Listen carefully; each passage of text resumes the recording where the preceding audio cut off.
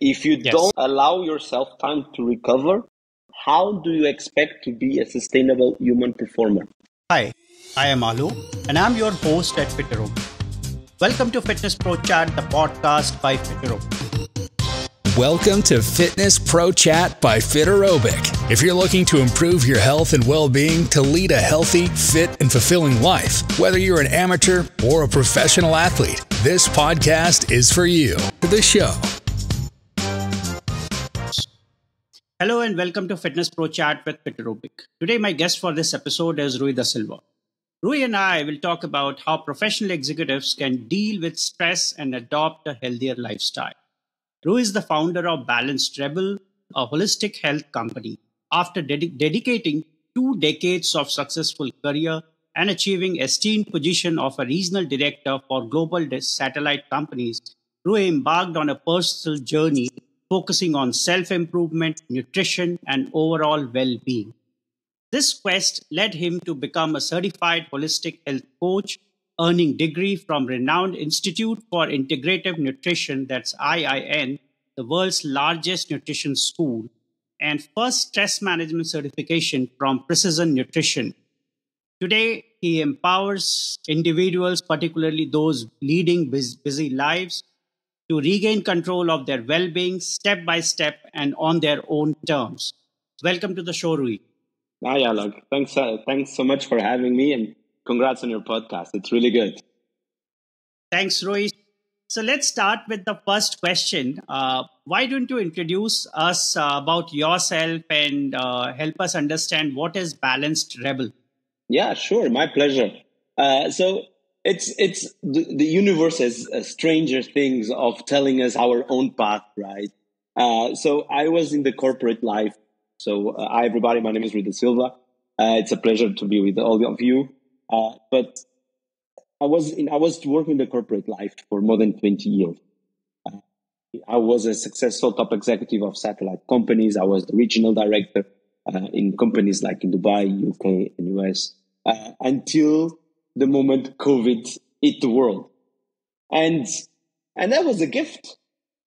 And most people thought that was a problem because we're staying at home, we cannot do nothing. But the reality is that universe got us the thing that we've been asking for: time. And we had a lot of time in our hands. All of us. All of us. We are always complaining we don't have time, but suddenly we all have time.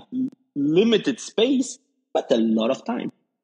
So I was stranded in Portugal. I went to see my mother. I was visiting my mother for a week. I ended up staying for 3 months because the world closed, the borders closed. So, and during that year, the project I was working ended. So I decided, together with COVID, I'm also taking a sabbatic. And I isolated myself from the world.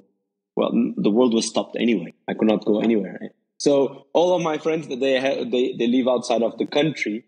So I isolated myself in Algarve, and I started by doing emotional reprogramming. That is where I am now. Where do I want to be after? Like phones, all phones in an upgrade, as our system does, right? On taking on that, I I consider my journey. I was still on sabbatic, trying to decide what I want to do with my life. I knew I don't want to live in a big city anymore. I know if I want to be in the corporate world, I have to be in a big city. So it kind of didn't match my own expectations for my life. And I came by coincidence. I was talking with a friend, and she said, "Why don't you do something regarding your health? You know, you're 40, at that time I was 44. You're 44, you're in great shape, you maintain a very healthy living, and I think people would be interested in understanding." And I said, "Oh, that's interesting." I never thought about it because I do it for myself. I don't do it for the others, right? So the next day, by coincidence, and again, there's a synchronicity of events. By coincidence, I was watching a show with someone that was an health coach, and I've never heard it before.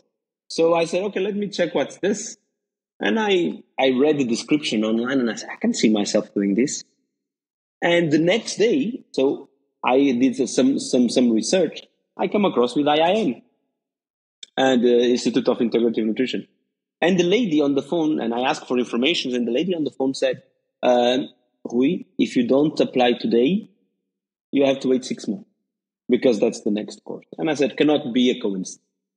You cannot. So I signed up for the course, and I'm still thinking about, I'm still going to go back to corporate life. I'm just doing this as a second thing. But the reality, I enjoyed it so much that 2 weeks after I decided, okay, I'm going to start a company. And that's what happened with Balanced Rebel. That's how it came from the idea. Now, the concept of the Balanced Rebel, which is the most important thing. Why the name Balanced Rebel? Because I don't want to be Rui Da Silva health coach. I don't want to be just another name. I want it to be something that is a brand that people can relate to. And Balanced Rebel comes from you're rebelling against your own belief systems that you can't. You're too old. This is the way my best days are gone. True. Right? Those thoughts that limited our behavior, but in a balanced way. Because I do believe there's time and space for everything. There's time to consume fast food. There's time to drink alcohol if you want to. There's time to eat smart. I don't use the word eat healthy. I use the word eat smart. There's time to eat smart. There's time to sleep. There's time to party. There's time to work. There's time for everything. It just depends on how we manage. So Balanced Rebel came with a combination of these two things. Rebelling against your own limiting belief systems that you can, but believing that you can have a great life on a balanced way.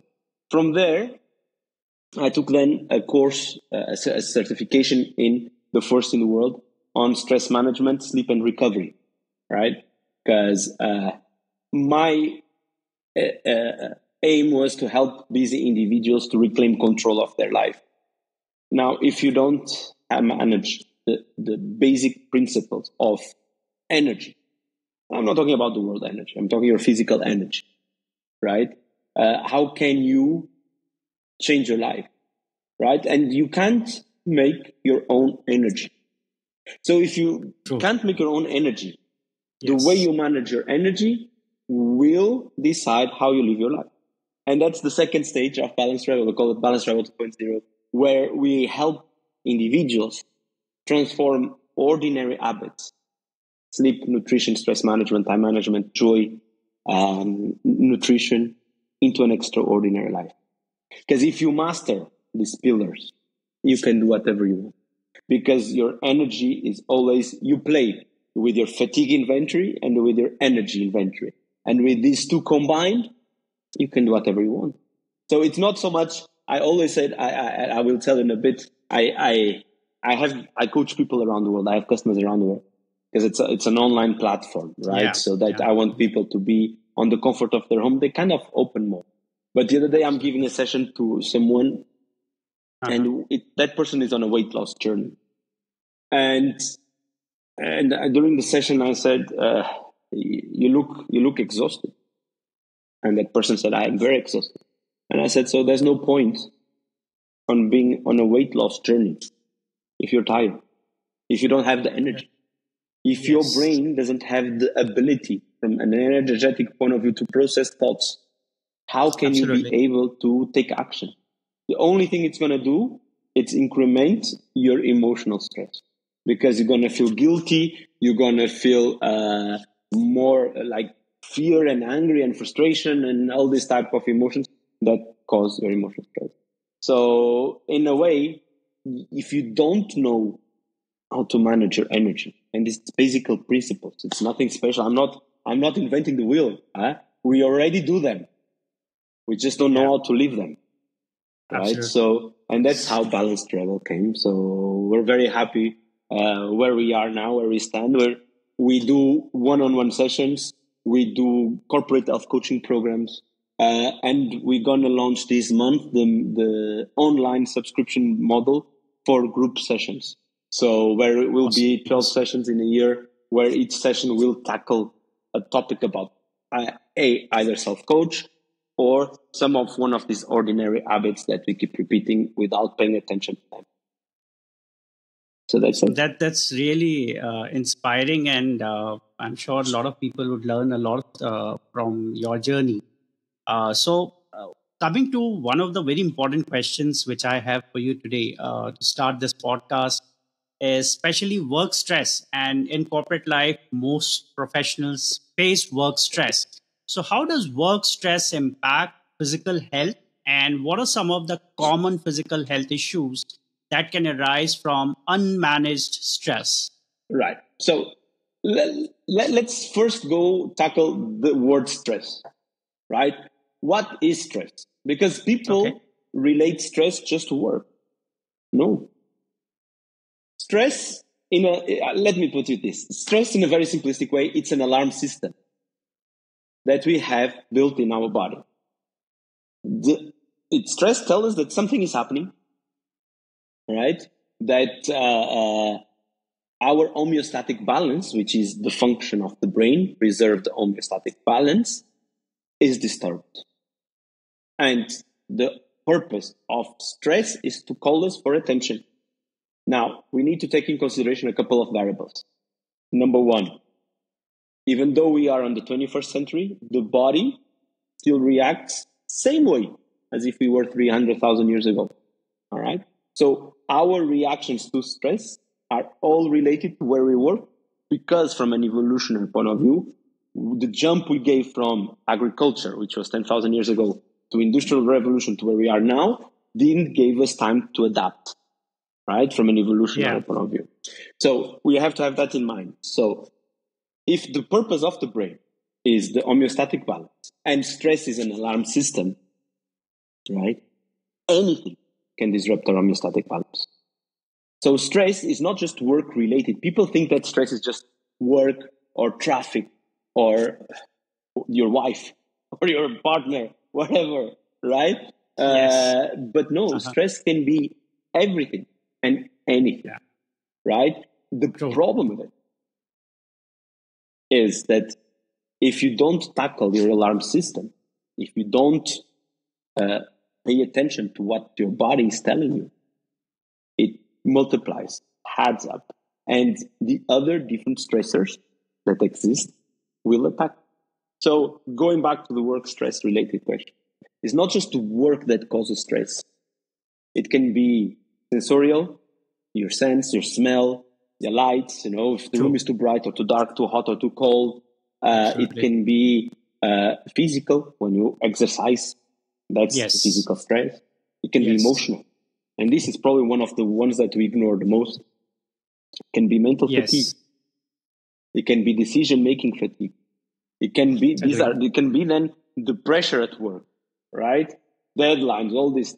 So everything is interconnected because we are an integrated complex system of different dimensions. So not just the work that causes stress, anything can cause stress. And the problem is that the stress that you get from work or from home or from traffic on this, they will impact everything because they will impact your performance at work, they will impact your performance at home. So they're going to impact everything.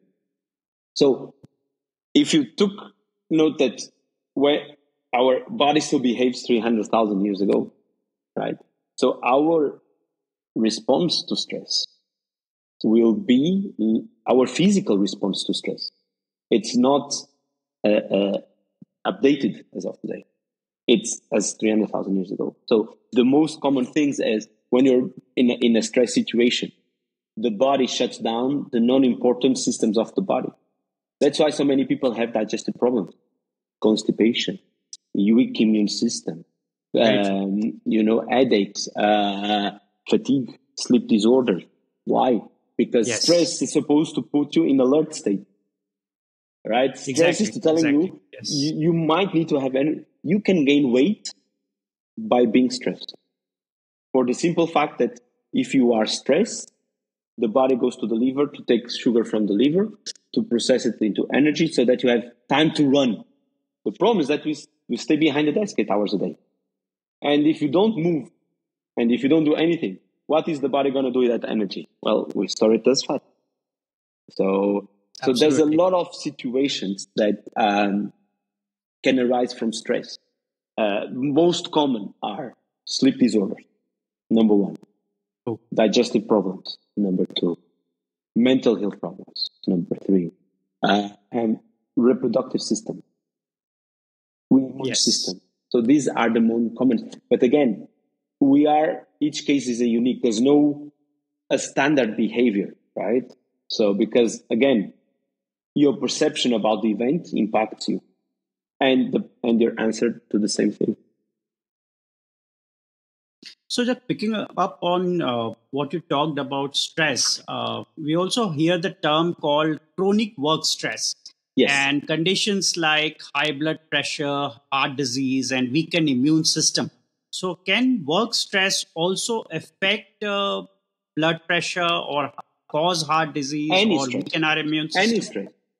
Your thoughts can cause you that, not just to work-related stress. So what's the difference between acute stress and chronic stress? Acute stress is, let's say, let's give this as an example. You get into a room and the room is too hot. You go there and you turn the AC on. Your AC starts working and you feel fine. That's acute stress. You have an event and find the solution, got the solution fixed, and you're back to your normal condition.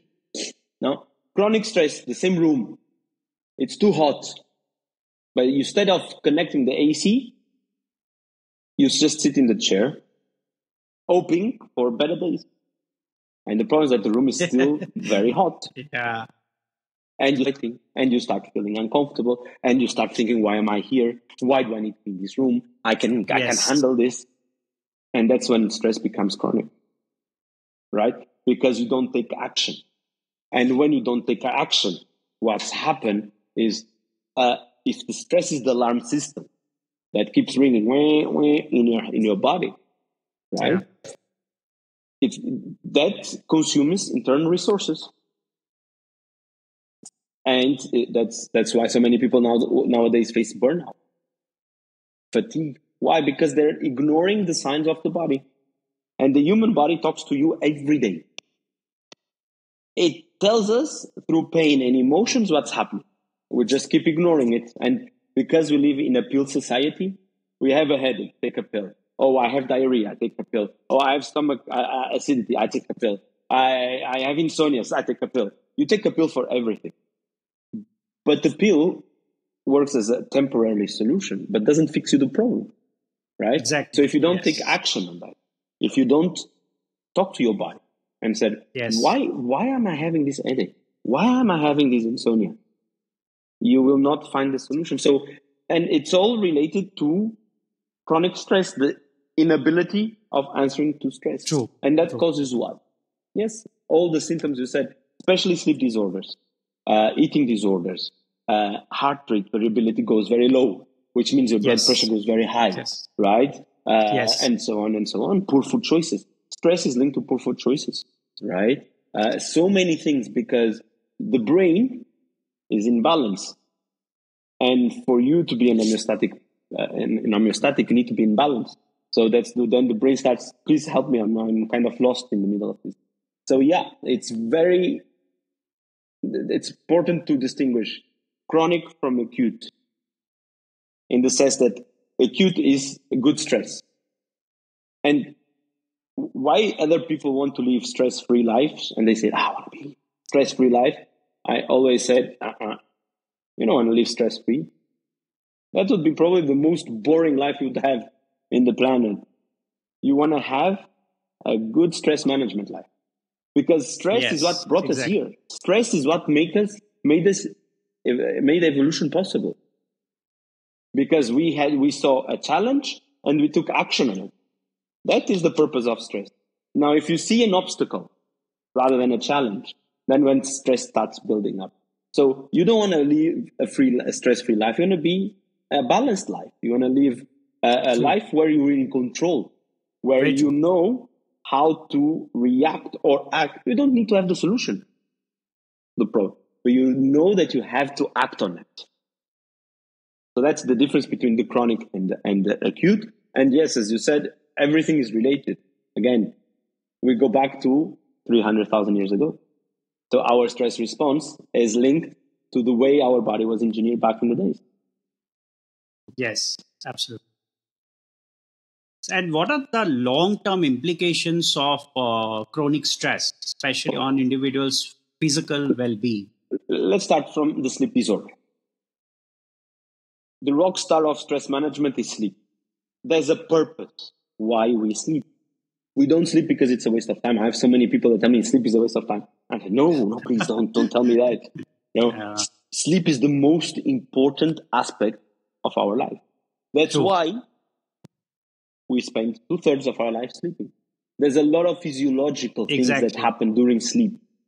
For example, your brain during your sleep shrinks 60% because our thoughts, they produce metabolic waste, right? And we don't have a lymphatic system in the brain.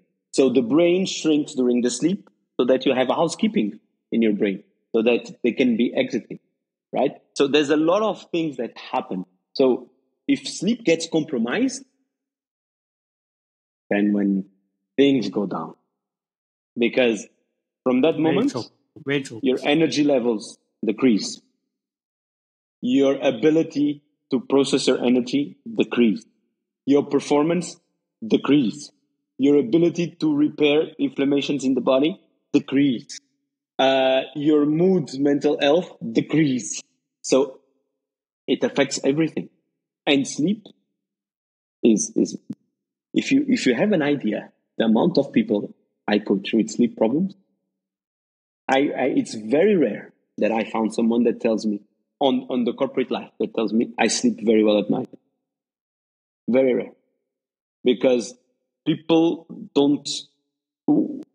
So let's look into technology, and technology merge private life with professional life, right? So most of us bring work home. But if you don't stipulate a boundary and you keep working until you go to bed, or you don't break for a walk, or don't manage your stress from work to home, then your brain is going to be doing what it was made for. Keep thinking. Processing information, processing thoughts, and that will impact your sleep. So then everything will be impacted. So, and we'll just start with that. I can give you more. I can give you more examples on digestive problems. The amount of people that take pills for acidity, and acid reflux, and constipation, or bloating. All this is related to stress. Even eczemas on your skin can be related to stress. Hair fall. We're talking about chronic stress when your body starts not being able to perform the basic thing, right? Very true. So I think important will be to understand how exactly poor stress management, because you talked about sleep when the size of the brain becomes smaller and there are a lot of housekeeping happening in the brain. Yeah. So how exactly poor stress management can contribute to mental health problems, especially if we see anxiety disorders or depression? Yeah, it's very important. That's a very good question. It's very important because it's like having a bank account. You manage your bank account, right? Everybody manages their bank account. They know how much money they have in, they know how to manage they have out. Same thing. Stress management or energy management. It's like managing your bank account. You need to be careful. You need to pay attention to the signs that the body is giving to you. If you go to bed for 3 days in a row and you're not able to sleep, there's an alarm system ringing. So what do we do? Normally we say to people, we keep going and expect for a better day to come. No, there's no better day to come if you don't take action, right? No one is going to live your life for you. No one is going to fix it for you. You have to be able to fix your own alarm system because it's yours, right? So managing stress it's listening to the body, the signs of your body. Have in mind that stress can be everything and anything, right? So the weather is a stressor. The sun is a stressor. The work is a stressor. Our perception of that event, if it's good, bad, manageable, or unmanageable, will give us the answer to that stress response, or will give us that stress response, right? Again, let's go back to the example of the room with the hot temperature, right? You went into the room, saw the room very hot. That's your body telling it's too hot. And your action was, oh, this is manageable. I have the AC. I go there and I turn it on, right? Now, you go to the same room and you don't do any stress management and you just sit there waiting for someone fix it. Then you're not managing stress. You're just living Absolutely. the event. Yes. Right? Yes. Because you're not listening to the signs of your body. You're just sitting there hoping for someone come fix it for you. But no one's going to fix it for you because other people might not feel it's too hot. Other people might be coming in and going. So it's your task and your job to read your body signs. So that's how you start with the stress management. You said something about anxiety. Anxiety is something that's on everybody's mouth nowadays. Well, anxiety, it's an emotion. Yeah. Right? Which is linked to emotional stress. But anxiety, it's wrongly used for many things. Because anxiety, the definition of anxiety is your concern about a future event you don't have control. And because you don't have the control of the end, you get anxious. So most people suffer for anxiety, but they're not anxious because actually they're just giving it the wrong name. And again, we went back to, remember when I told you there's different types of stress? Emotional stress is probably the tricky one because it's inside our head. It's inside us, right? And anxiety, fear, frustration, anger, happiness, all these type of emotions, they don't exist by themselves. No one is anxious by being anxious. No one is sad for being sad. No one is happy for being happy. There's always a thought behind any emotion. Always. Now, how can you control that? By controlling the quality of your thoughts. Because there's only 3 things in life you control. 100%. All the rest you don't control. Or you have partially. You control your thoughts, your actions, and your mindset. Now, the tricky part of this comes from the fact that, remember I told you, our body behaves as 300,000 years ago. Exactly. And the purpose of the brain is survival. Right? True. And how whoever engineered us, these are how we're going to make sure that we are not crazy. So 80% of our thoughts are negative by default. That means your thoughts are not real. So Absolutely. What causes you the anxiety might not be real. The thought behind the anxiety might not be real. So what can you do to manage all this? Well, the answer is we use the body to calm the mind. Because when you move the body, you stimulate the heart rate. The blood circulation goes faster. And what happens when the blood circulation goes faster? You get more oxygen and more nutrients delivered to the rest of your body. So your brain is going to start thinking that. So all this is manageable. Now, the problem with emotional stress is that most times we are sitting behind our emotions again, no action. So all this is related to the mental well-being, right? Exactly. Because the biggest impact that we have nowadays is mental health. How there's lack of productivity, lack of performance, being miserable or unhappy with themselves, right? Because people live in their own head. People are living their thoughts, which they're not real. I'm not saying they're not valid. I'm saying they're not real. When we sometimes I say and that inner talk that we have with ourselves, I'm so stupid, I'm so idiot, or I should not have done that, why I keep doing the same mistakes, or I'm not worthy, the others are better than us. These are all mean talk girls in your head, right? So they're not true. They're not true. Uh-huh. One exercise I do with myself, I manage my own company, right? And as everybody, I'm a human being, so I have emotions.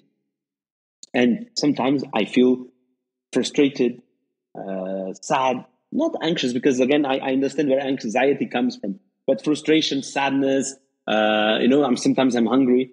And the first thing I do when I have this type of emotion is I go for a run.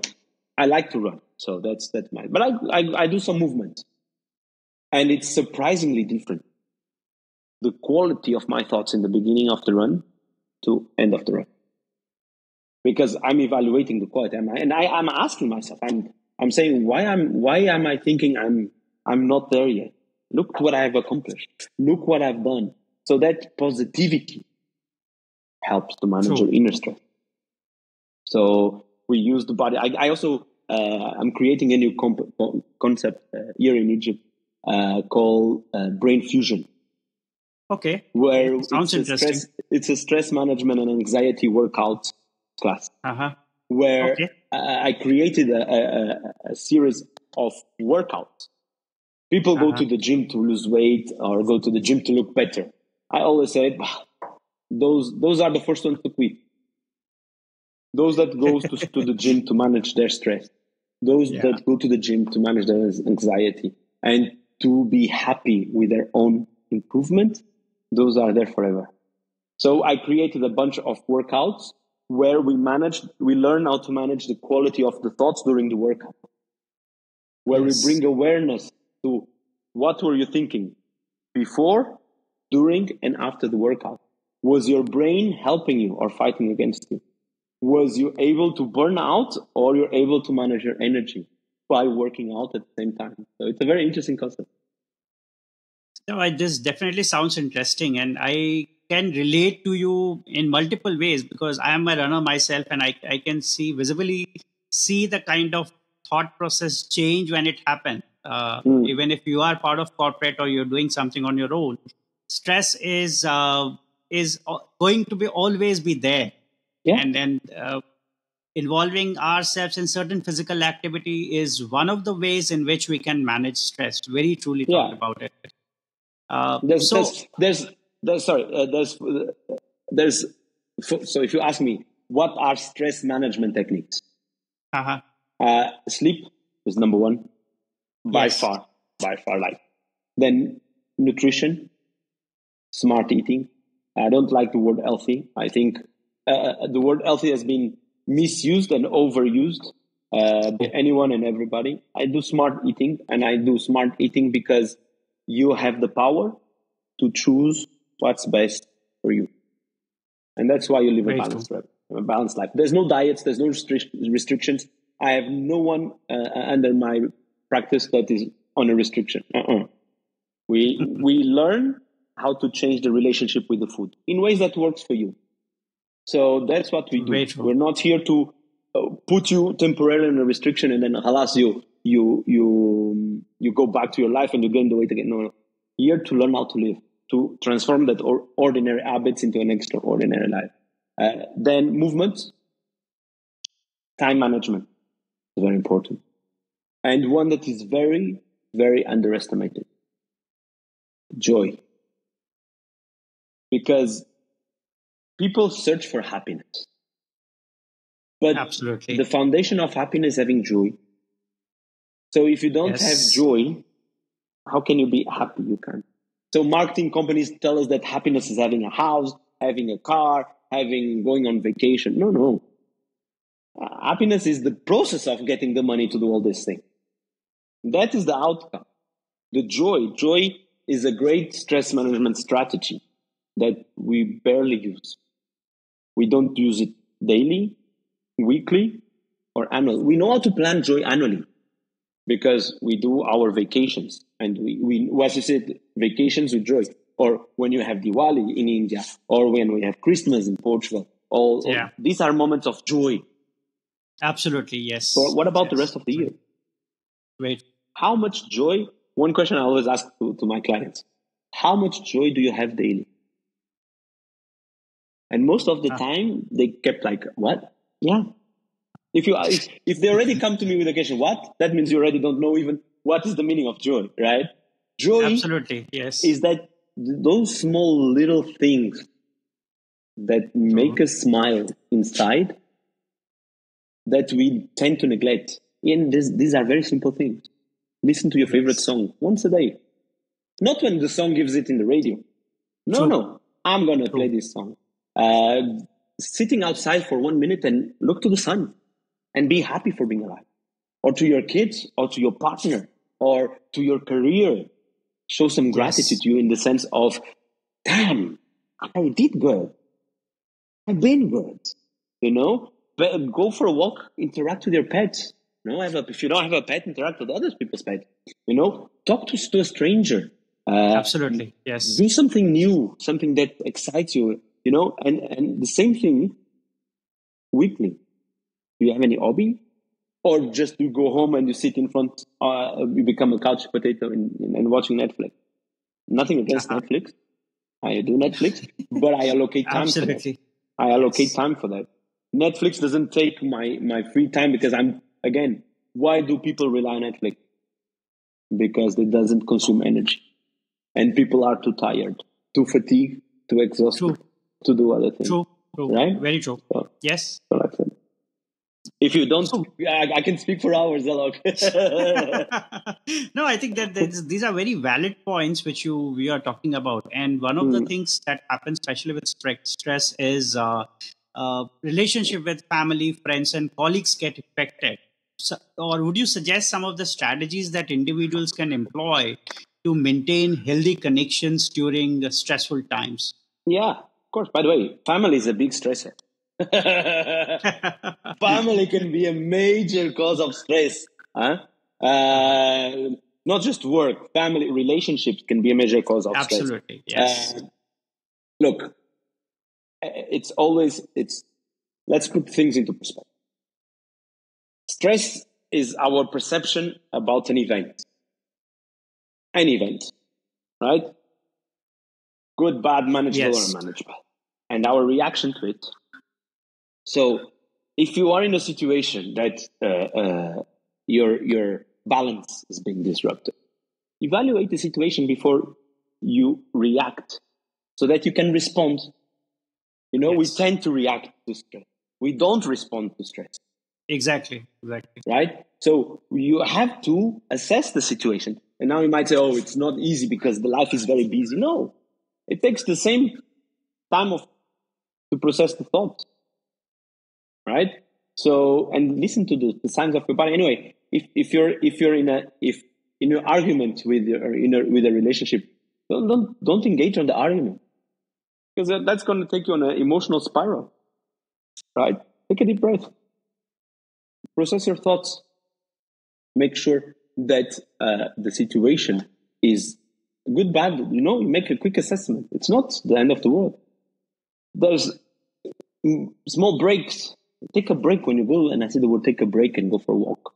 Listen to your favorite song.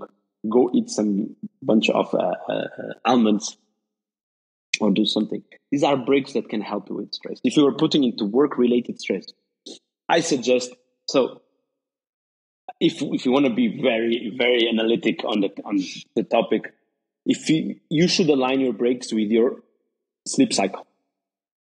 Yeah. Right? So your sleep, we have 5 cycles of sleep. Each cycle is 90 minutes.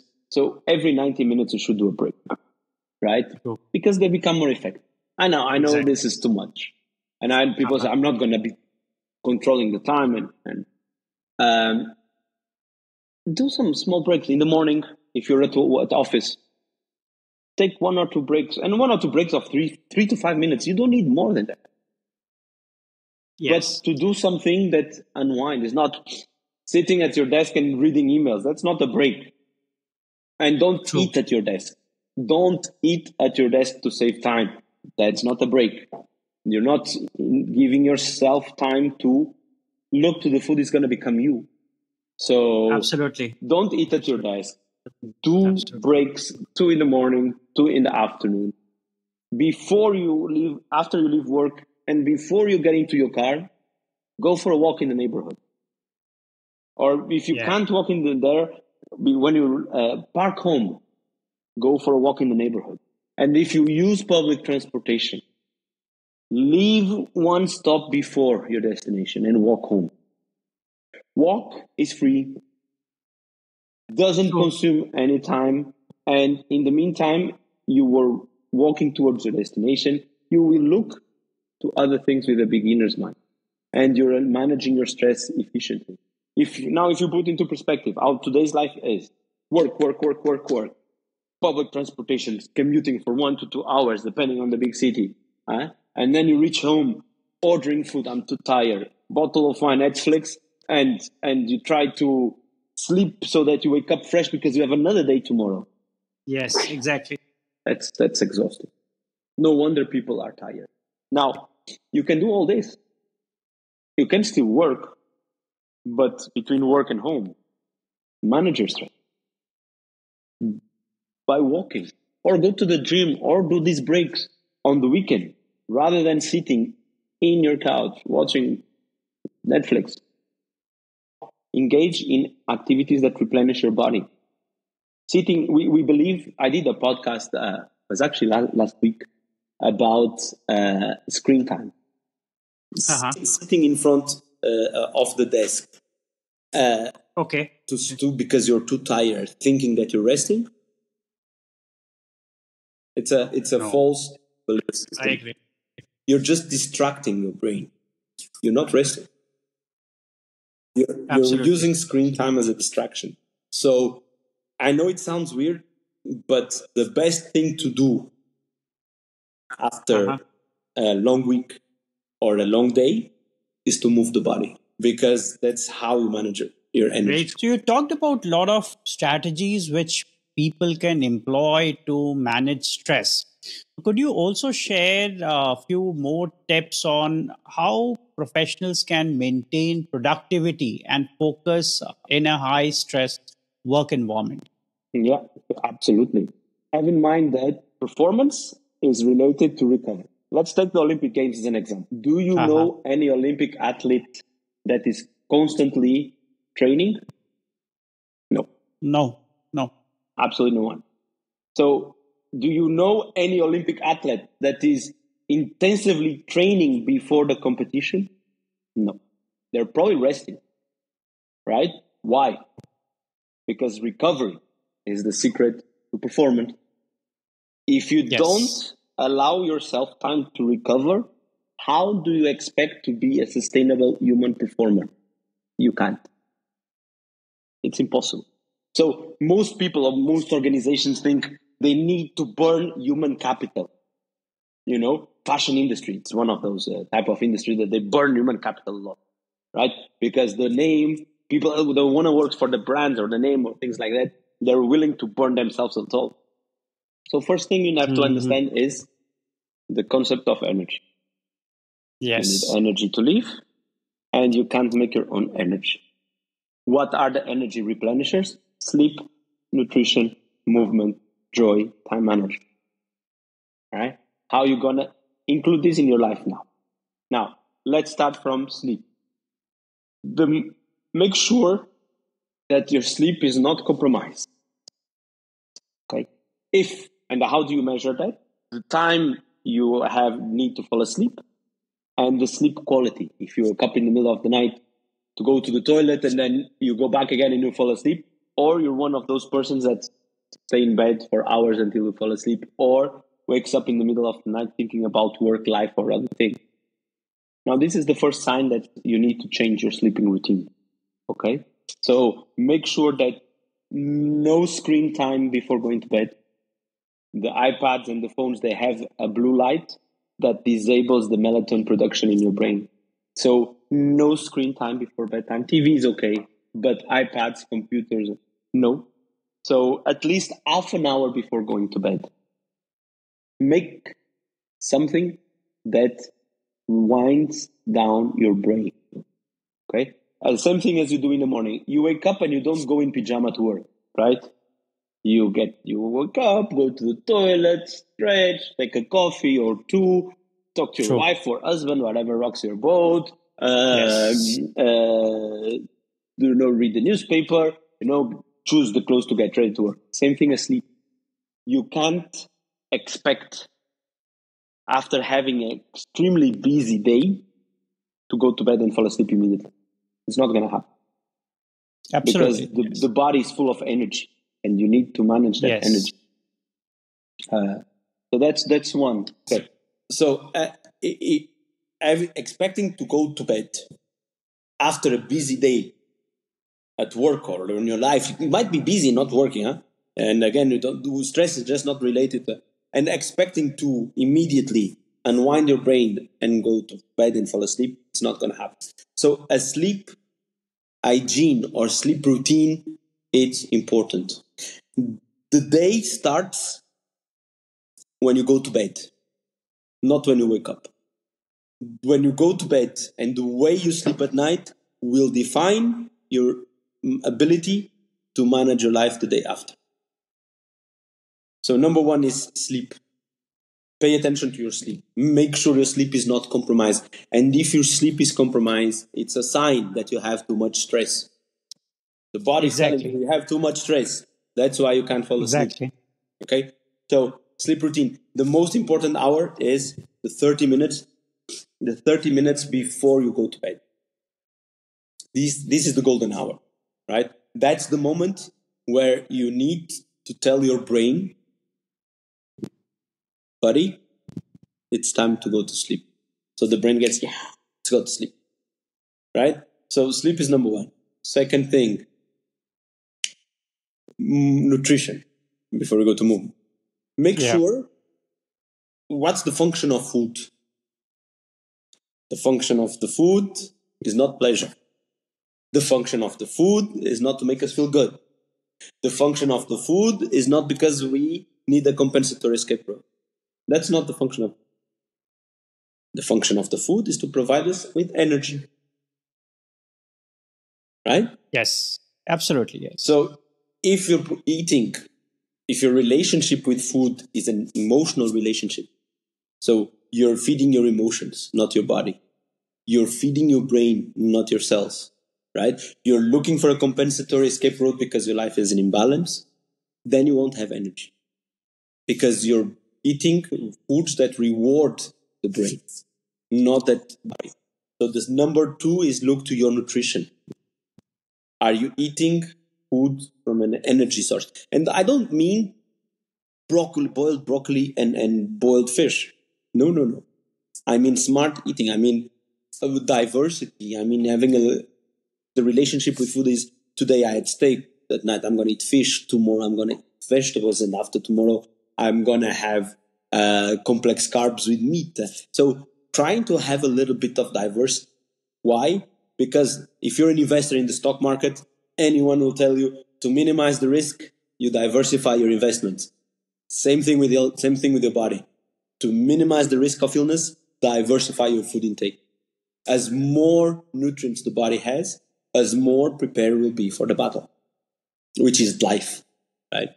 Third thing, movement. Movement. The human body was made to move, all right? Rule number one, not to be seated behind the desk 8 hours a day. Life, evolution, put us behind the desk for 8, 9, 10 hours. Fine.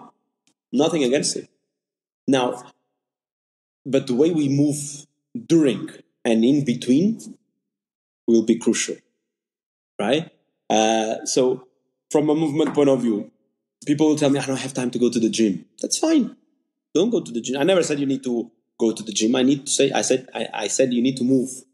And move can be anything. It can be walk, can be dancing at home, can be exactly. doing squats, jumps at the work, and you can use your breaks to move. So if you're in the office, exactly. you can do every 2 hours, those 3 to 5 minutes break, do squats. Not only you're managing your stress, as you're bringing some fun into your life. If you don't like to squat, dance, play your favorite song. But movement, it's not a luxury. It's a necessity. True. Right? Even if you want. So here's the tip. If you're a business professional going to a meeting, the best thing you have to do before you go to a meeting or closing a deal is to do a bunch of squats. Why?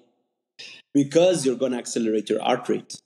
And now accelerating your heart rate, you're going to pump more. You make sure that blood circulation is stimulated, and you're going to pump more oxygen and nutrients to your brain, the organ you're going to be using during the meetings for the negotiation or the meeting process. So before any important meeting, move your body, right? Squats in the office doesn't kill anyone.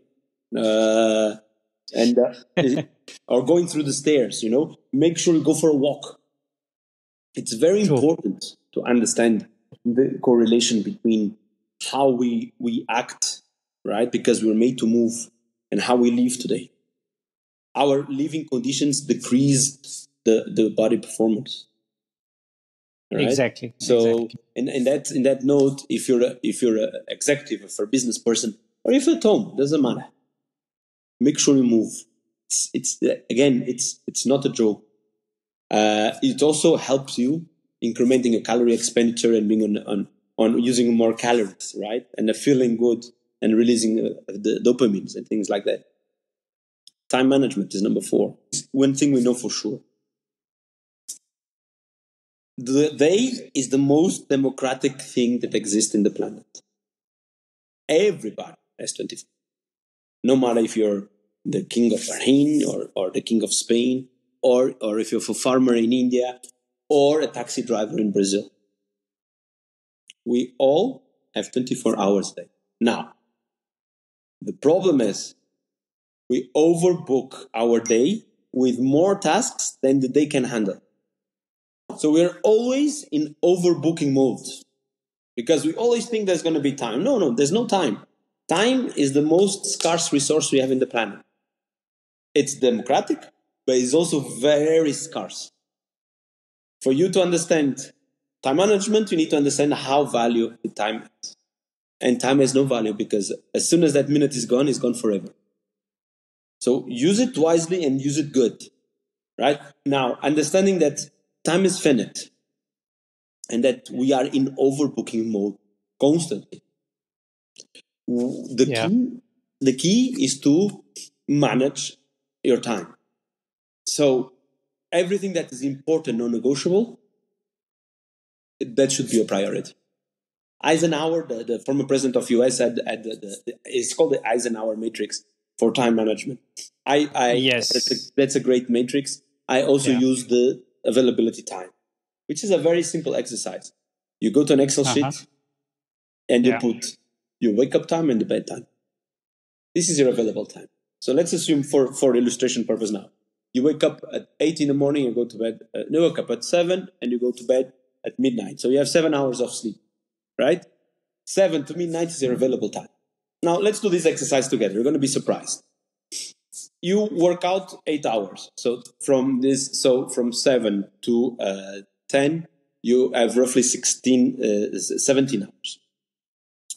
Let's put 16. So for instance, so you sleep 8 hours, you go to bed at midnight, you wake up at 8, so you have 16 hours available time, right? True. You spend 9 hours at office, minimum. That's 9 hours of available time, gone. That means that you only have 7 hours left. Now you need 1 hour to go to bed, to get ready to go to work, and 1 hour to go to bed. 2 hours. Now we have 5 hours. You have 1 hour to commute each way to work, right? So we remove 2 extra hours. So it gives us 2 from the total hours left. It's 2. Now we have to have lunch and dinner. Do you see how the day is already booked?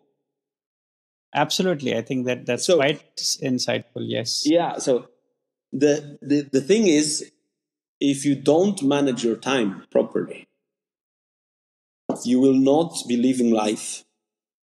You'll be just passing by, right? Because you always have the sense that, I didn't do anything I wanted. I didn't do everything I need. I'm so bad. I should have gone to the gym, but I don't have time. I should have eaten better, but I don't have time. I should have done. Look, again, we're expecting someone to fix our problems. Yeah. But we are the only responsible for our own time management. No one is going to tell us how to manage our time. We need to be in charge of it. We have to be in power and control and in power for our own choices, right? So what's for example, if you ask me the question, what's important and non-negotiable to me? Sleep. Okay? Absolutely. Nutrition. I have my meals. I home cook, or sometimes I order, depending on my situation. Moving my body. All right? Work. I have work. Work has to feed me, right? So These are important non-negotiable situations. Now, Netflix, I don't care.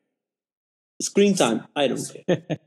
Things that we put as a relaxation technique because we're too tired, because they don't consume energy. I don't care. That's how you start managing. The same thing applies. And the last one is joy. And the joy is not happiness. We tend to confuse joy and happiness. Joy is the foundation of happiness. And joy is the process, right? How much you work to get the money to buy the car of the dream car, or how much things you have done. Probably your parents tell you, and mine for sure did. You don't have any idea how much I have to do for you to get this. No, that's the joy, right? So the joy is something that makes your soul smile, makes you put a smile on your face. When you go in the car and there's this rain after the sun and you see rainbow, oh, look how nice. Absolutely. When you listen to your favorite song, when you play with your pets, when you say hi to a stranger. True. Right? Very true. And how can you, now let's translate this to the business world. How can you bring joy to workplace? Very easy. Breaks. Every 2 hours, do 3 to 5 minutes break. And on that break, do something not work related. Something that you wanted to do. Something that will give you the feeling that you're doing something good to you, that you're living your life, that you're in control, right? Invite a colleague for a coffee, but don't talk about work. Talk about the weather. Do a couple of squats at work or lunches, or go through the stairs, go for a walk. Do a meeting walking around the neighborhood rather than sitting in a meeting room. The other day, I'm working on a retreat for the body, mind, and soul. And I was with the general manager of the hotel. And you know where was our meeting? Running. Okay. He's a runner, I'm a runner. So let's speak during the run. Fair enough. So that's how you bring joy into life. It's thinking a little bit outside of the box, right? Don't sit behind a desk 7 to 9 hours a day. Your blood is not stimulated. Your mood's going to be irritable. You're going to be living inside your head. Your work quality is going to be affected. So recovery is a necessity. The only way you're able to perform is if you recover. And any company or any organization that tells you need to live your life inside the office, I'm sorry, but I don't want to work here. That's absolutely true. But I work to make a living, and I don't live to make. I work to have a life. I don't live to work. Right. So and companies also need to understand that if they ask someone, because it's two ways. It's not just the individual. Organizations also need to understand that the churn of human capital affects a company. Right? So losing valuable human capital is a concern for company, because there's a drop in productivity. Having someone that is there by being present, but it's absent on the mind because the mind is traveling somewhere else, or because the productivity it's affected, and especially in people of my age range, right? At 20 and 30s, and there's always this myth that companies want younger people because they have more energy, and it's not they have more energy than a 40-year person. They have less accumulated stress. Therefore, their energy levels are more manageable because they still have more energy. Now, when you have 20 plus years of accumulated stress on your back, how are you going to do that? You're still valuable. You're probably better from a performance point of view than a 20 years or 30-year-old kid that just graduated from college, because you have your experience. But companies and people, they're not looking at that. They look, his performance is reduced. I'd rather have someone that is willing to give the maximum. Well, do you want someone to give the maximum for 1 year or two? Or you want someone that is constantly at 8%, 80%, 30, 40 years of their life? I think the question is a no-brainer, right? Unless you want to Yes. burn human capital. If you want to burn human capital, that's your decision. But if you're looking into maintaining a sustainable human performer, both in private or public, doesn't matter. You need to look into these variables. So recovery is important. I even said this joke. It's not a joke, but I'd actually say this. I said, Uh-huh. if I was working on the HR recruitment department of any company, the first thing I would ask to anyone before looking to the CV or seeing the experience is, how do you sleep at night? Because that will define if that person will have sustainability or not. That's how you manage stress. Your ability to sleep, your ability to manage yourself, your ability to make sure your food choices. This is what people should be looking for next to the education. I'm actually working with a Swiss business school. That's where I did my MBA. I'm being a guest lecturer from the executive MBA exactly on that topic, on the topic of people be sustainable human performers. And for that, you need to look into your ordinary habits, those that we keep repeating every day, that impact our stress, that impact our recovery, they impact our energy management, that impact our ability to live our life. So, and we keep ignoring them because we all sleep, we all eat, we all, but we actually forget to manage the impact it has in our performance. So, Very true. So these are the tips out. Well, there's more than one, actually. Yeah, I think you summarized it very well. And you talked about how to break the cycle of stress and regain a sense of life satisfaction. So, one of the things which I would want to understand from you is more on how can people differentiate between stress related physical symptoms and symptoms of other medical conditions? That's a tricky question. Okay. Because so bipolar, it's a medical condition, right? So that's not stress related, but stress can be a trigger to situations, right? Now, on that situation, I work with psychiatrists as a multidisciplinary team when it comes to these situations. But have in mind one thing: current medicine treats the physical aspects of the body. If you have diarrhea, they give you Imodium. If you have, so they don't look for the combination of all the factors. So, first thing you have to understand and to try to differentiate: do you have the solution to your problem? Most people do. If you don't, it's a medical condition. It's very easy. It's like when people say, "Oh, I have insomnia. I need to go sleep doctor." The first question I'll ask: what's happening when you go to bed? What are you thinking?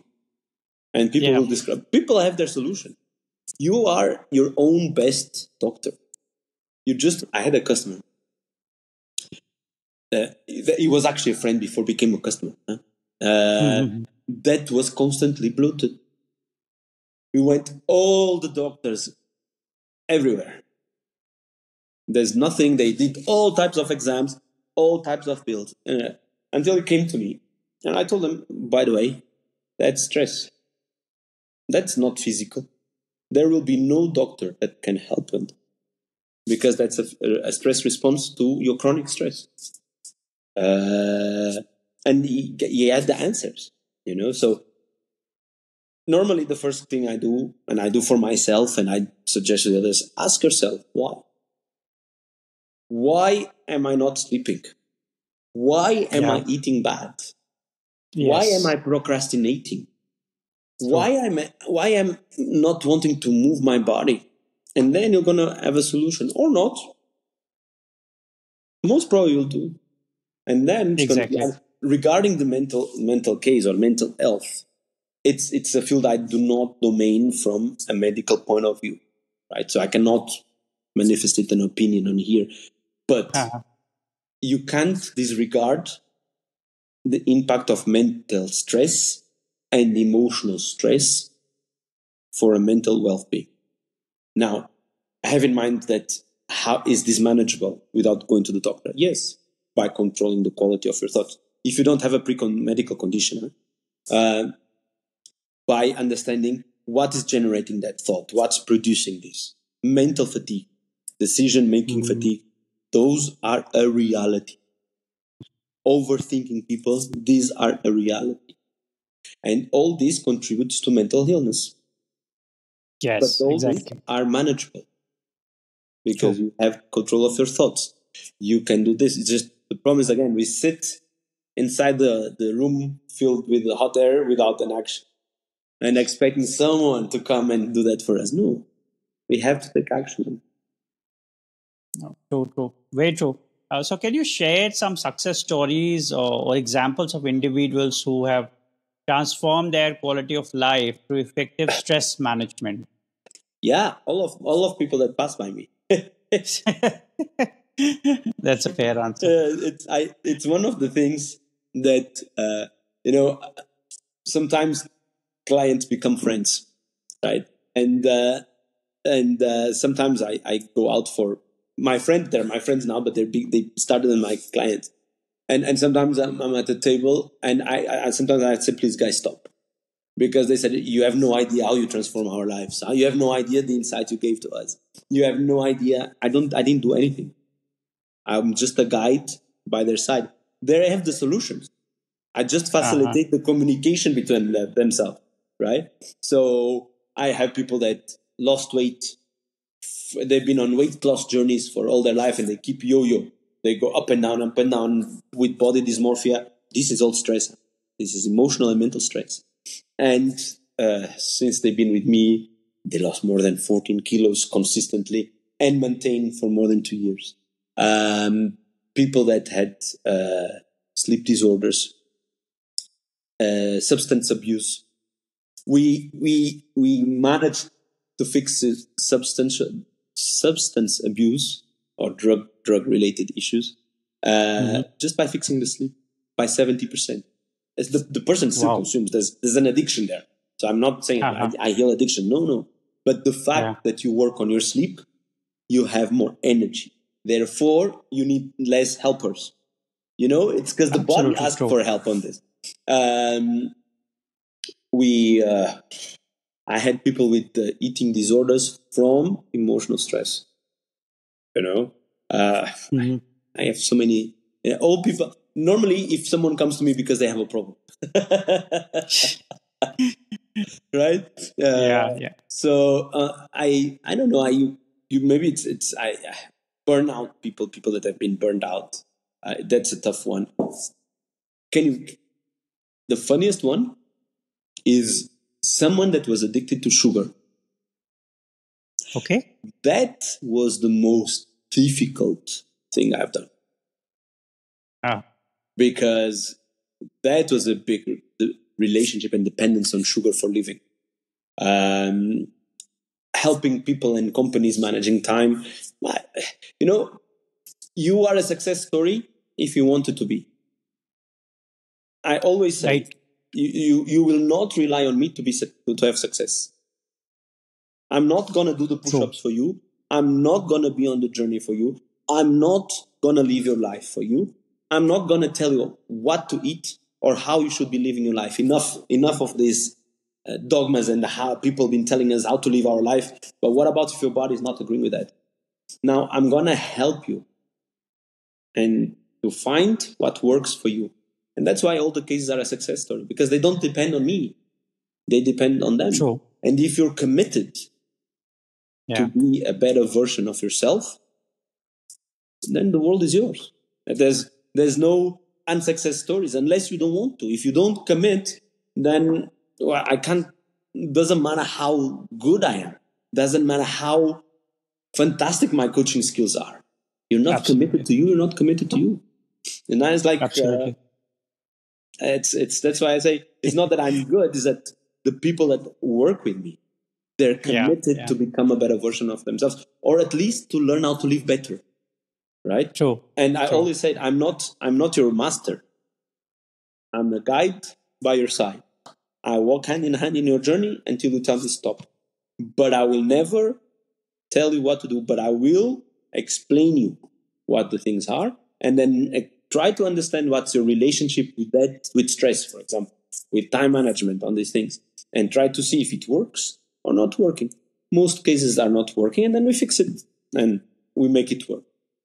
That's why it's a success story. Not because of me, but because people are committed to change and transform their lives. Very true. I mean, everything rests with the individual. And most coaches are only facilitators, helping them out to understand and differentiate between what is right and what is wrong. That brings me to my penultimate question today. So, are there any specific stress relief practices that professionals can integrate into their workday to maintain focus and decision making abilities? Yeah.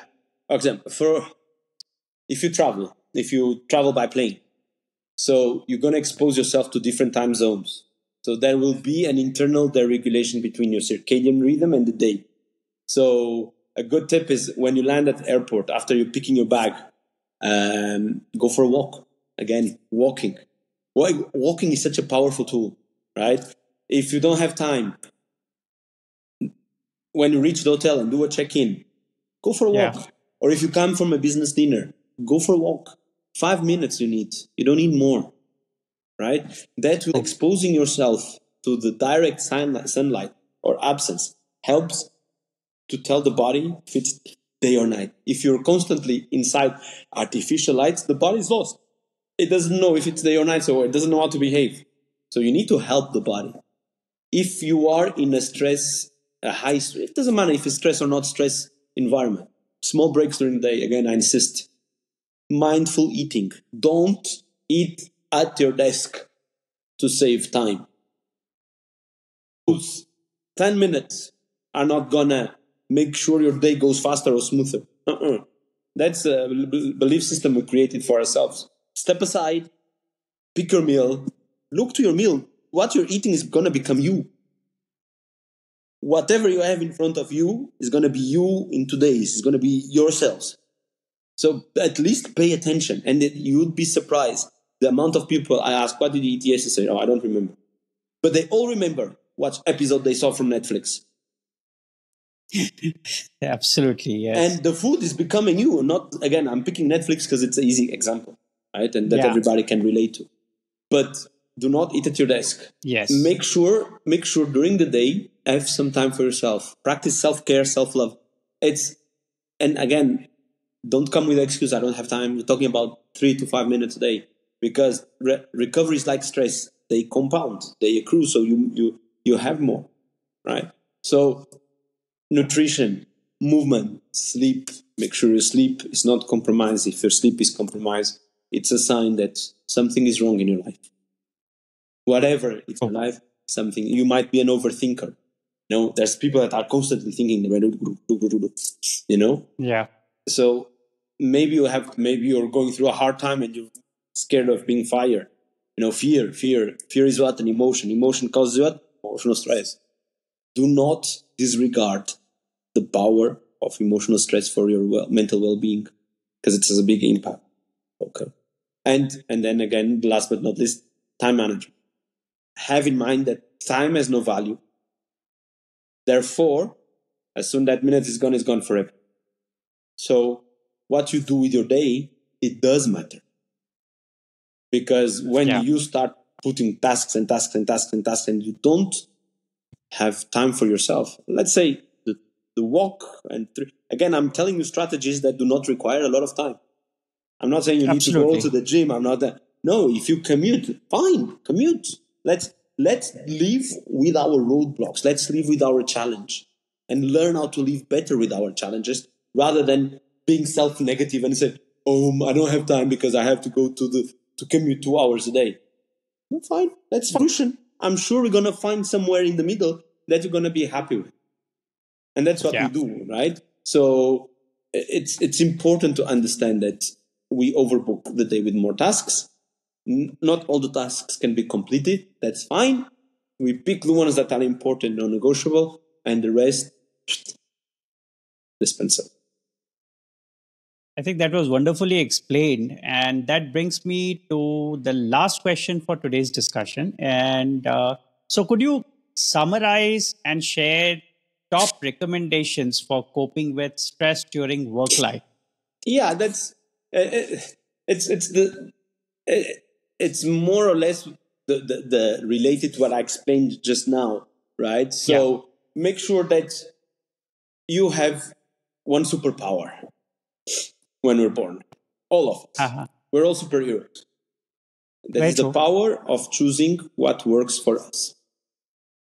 And we Yes. neglect it, and we keep neglecting that power. We keep neglecting the fact that, I don't have time, so I'm just grabbing food on the run.